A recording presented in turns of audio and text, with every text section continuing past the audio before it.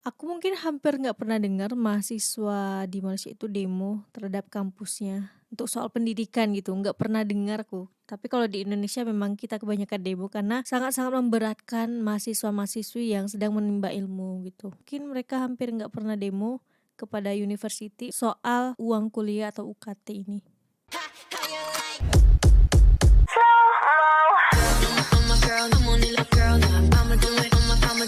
Assalamualaikum Elsa di sini. Hai guys, hai semua halo tetangga. Gimana kabar teman-teman semua? Semoga sehat selalu, semoga bahagia selalu, dan semoga hari teman-teman semua selalu good day.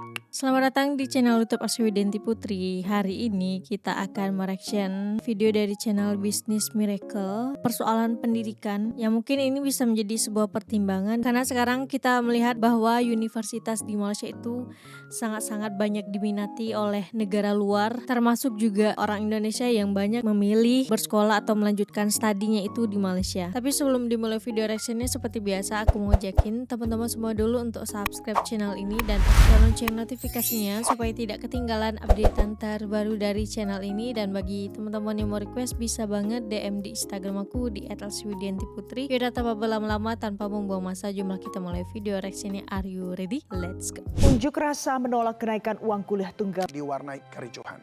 Akibatnya terjadi aksi saling dorong antara mahasiswa dan petugas keamanan kampus. Bahkan seorang mahasiswi mengaku dibebani UKT 40 juta rupiah membuat ibunya yang orang tua tunggal. Kalau aku lihat di media-media berita itu, aku mungkin hampir nggak pernah dengar mahasiswa di Malaysia itu demo terhadap kampusnya untuk soal pendidikan gitu, nggak pernah dengar aku. Tapi kalau di Indonesia memang kita kebanyakan demo karena sangat-sangat memberatkan mahasiswa-mahasiswi yang sedang menimba ilmu gitu. Mungkin mereka hampir nggak pernah demo kepada university soal uang kuliah atau UKT ini. 40 juta rupiah membuat ibunya yang orang tua tunggal terpaksa menjual mobil dan tanah. Iya, banyak banget jual mobil, jual tanah untuk biaya kuliah anaknya. Panitia Seleksi Nasional Penerima Mahasiswa Baru SNPMB 2024 mengumumkan sebanyak 159.029 siswa lolos dalam seleksi nasional berdasarkan prestasi atau SNBP 2024. Kemudian sebanyak 231.104 pendaftar dinyatakan lulus seleksi nasional berdasarkan tes atau SNBT 2024. Sebuah perguruan tinggi melaporkan sekitar 30% mahasiswa terpaksa DO, drop out, setiap tahunnya karena tidak mampu membayar biaya kuliah. Ini bukan sekedar angka, ya. Ini adalah mimpi-mimpi yang hancur, masa depan yang tergadai. Mahasiswa harus bekerja paruh waktu, mengorbankan waktu belajar mereka, atau lebih buruk lagi, mereka berhenti melanjutkan pendidikannya sama sekali karena tidak mampu membayar uang kuliah.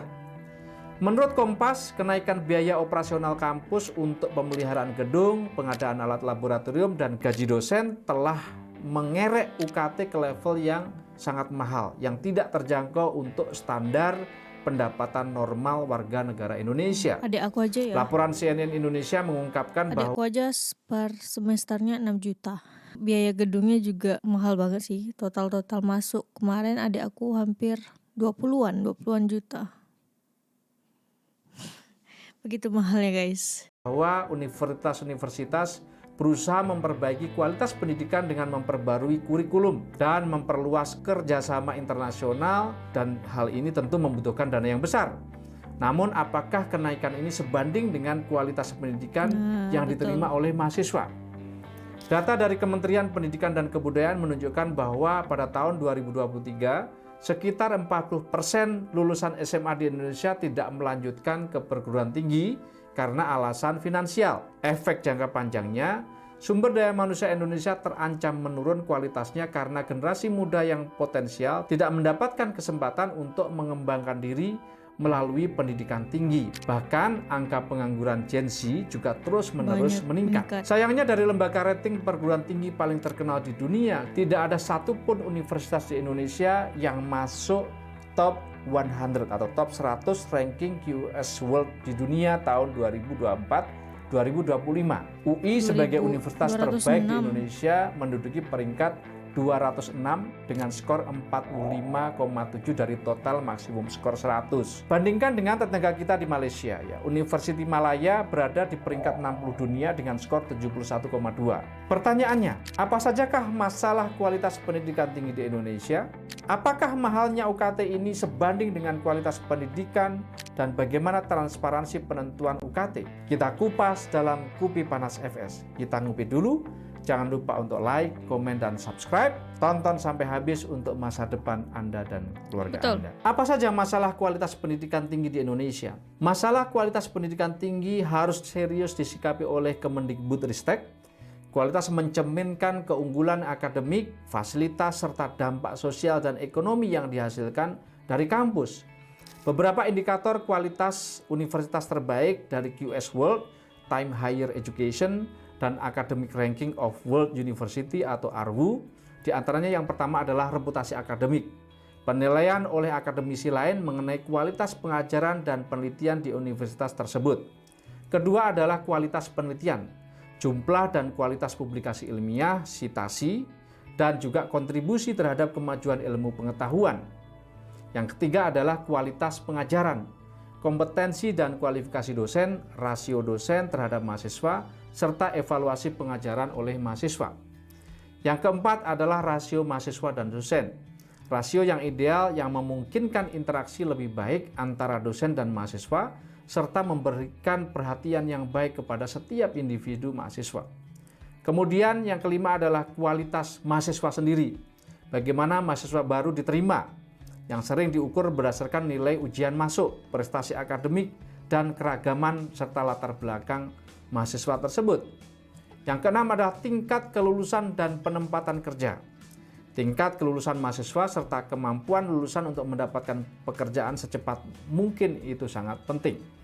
Yang ketujuh adalah fasilitas dan infrastruktur.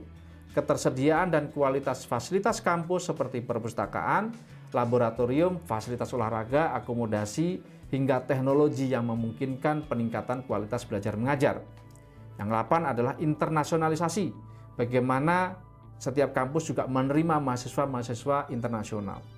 Yang kesembilan adalah kegiatan ekstrakurikuler dan pengembangan mahasiswa untuk memastikan bahwa mahasiswa memiliki keterampilan akademik dan keterampilan non-akademik.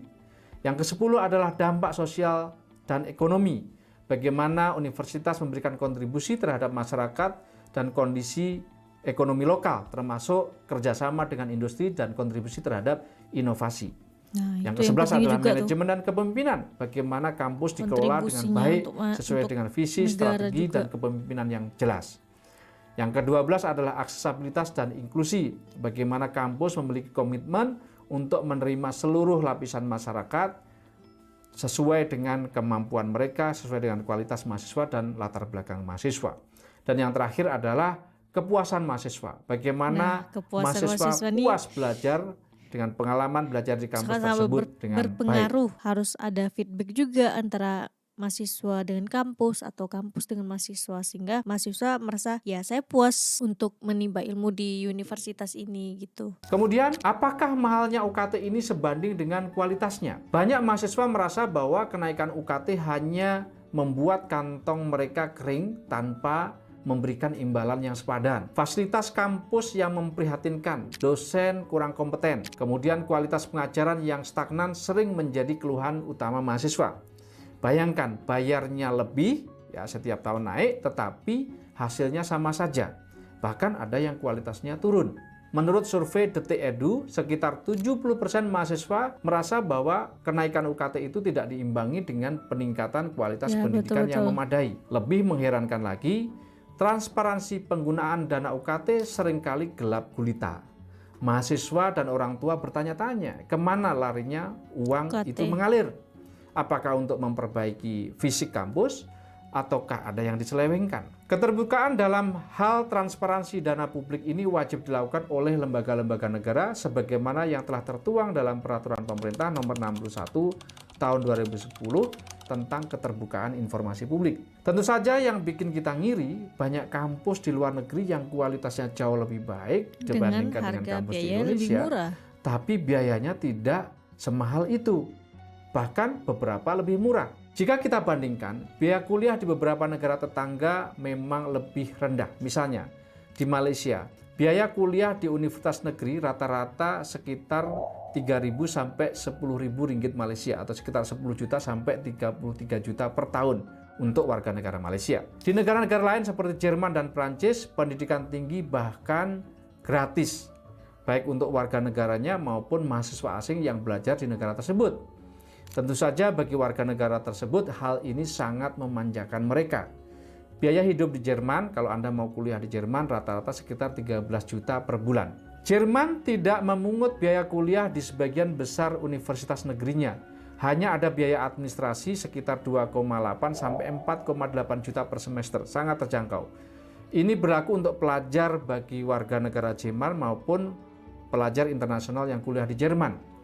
Hanya negara bagian Baden-Württemberg yang memberlakukan biaya kuliah untuk siswa non-EU sejak 2017. Dengan perekonomian kuat dan sistem pendidikan yang unggul, Jerman mampu menyediakan pendidikan gratis atau dengan biaya yang sangat rendah bagi warganya. Yang jelas solusi ada di depan mata kita. Kita hanya perlu kemauan politik atau political will serta strategi yang tepat untuk menerapkannya. Bagaimana cara beberapa negara itu menekan biaya UKT? Yang pertama dengan subsidi pemerintah. Hal ini dilakukan oleh negara seperti Malaysia dan Singapura. Warga negaranya sendiri dikasih biaya pendidikan yang murah. Tapi kalau mahasiswa asing dikenakan mahal untuk mensubsidi mahasiswa lokalnya. Yang kedua, kebijakan bebas biaya kuliah. Ya, seperti di Filipina menerapkan kebijakan bebas biaya kuliah untuk universitas negeri yang telah membantu meningkatkan akses pendidikan tinggi. Indonesia bisa mempertimbangkan kebijakan serupa. Ya. Kemudian kolaborasi dengan sektor swasta. Singapura juga bekerjasama melalui kemitraan strategis dengan swasta untuk memberikan dukungan biaya pendidikan tinggi bagi mahasiswa yang berprestasi. Kemudian pinjaman pendidikan yang terjangkau. Ya, bagi mereka yang tidak mampu, di Malaysia juga memberikan skema pinjaman pendidikan tinggi. Kemudian yang berikutnya adalah beasiswa dan bantuan keuangan. Singapura dan Malaysia juga menawarkan itu. Bahkan kepada mahasiswa luar negeri kalau memang berprestasi, mahasiswa internasional termasuk dari Indonesia, mendapatkan tawaran beasiswa dari pemerintah negara Singapura maupun Malaysia.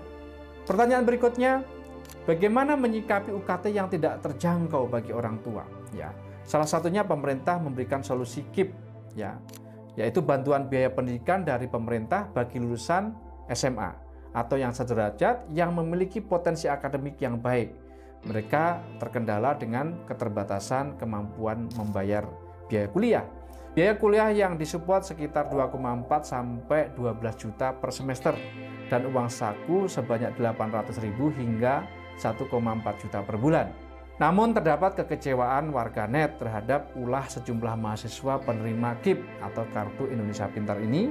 Mereka dituding bergaya hidup mewah di media sosial. Jaringan Pemantau Pendidikan Indonesia (JPPI) mengatakan proses pengelolaan dana KIP terlalu tertutup, tidak transparan dan tidak akuntabel. Hal ini menyebabkan banyak kasus pemberian bantuan ini tidak tepat sasaran. Selain itu, pendataan untuk keluarga miskin yang tidak terintegrasi juga menjadi penyebab bantuan KIP untuk kuliah ini rawan terjadi penyelewengan. Kementerian Pendidikan, Kebudayaan, Riset dan Teknologi Kemendikbudristek meminta setiap perguruan tinggi sebagai pihak yang paling bertanggung jawab dalam proses seleksi untuk melakukan penyaringan yang tepat sasaran bagi penerima KIP. Bagi orang tua, harus pintar memilih pendidikan tinggi bagi anaknya. Jika perlu swasta tidak apa-apa. Yang penting berkualitas dan bisa kompetitif di dunia kerja. Bahkan banyak perguruan tinggi swasta yang jauh lebih murah dengan kualitas yang juga sebanding dengan pendidikan negeri. Aku sih berharap ya sebagai rakyat Indonesia yang ibaratnya masih muda juga, yang pengen juga untuk melanjutkan pendidikan. Aku berharap banget di pemerintahan selanjutnya ini Indonesia bisa lebih baik dari tahun sebelumnya, bukan lebih baik dari negara tetangga, Singapura, Malaysia, Brunei, Thailand dan sebagainya, bukan. Angka baiknya Indonesia itu bisa lebih baik dari tahun-tahun sebelumnya. Sistem pendidikan Indonesia terutama bisa lebih baik ke depannya gitu. Jadi ya pastinya keterbukaan tentang uang yang masuk ke suatu universitas itu sangat-sangatlah penting. Kemana uangnya lari gitu? Apakah untuk pembangunan, apakah untuk fasilitas universitas tersebut, itu memang harus terbuka dan jelas, sehingga tahu gitu kan, oh ternyata biaya mahal yang dikeluarkan untuk membangun ini, membangun itu, untuk meningkatkan fasilitas, untuk meningkatkan value dosennya dan sebagainya gitu kan, jelas gitu uangnya lari kemana. Betul. Untuk video ini cukup sekian. Bagi teman-teman yang suka sama video ini, jangan lupa untuk like, komen, dan subscribe, dan kita ketemu di next video. Bye bye. Assalamualaikum.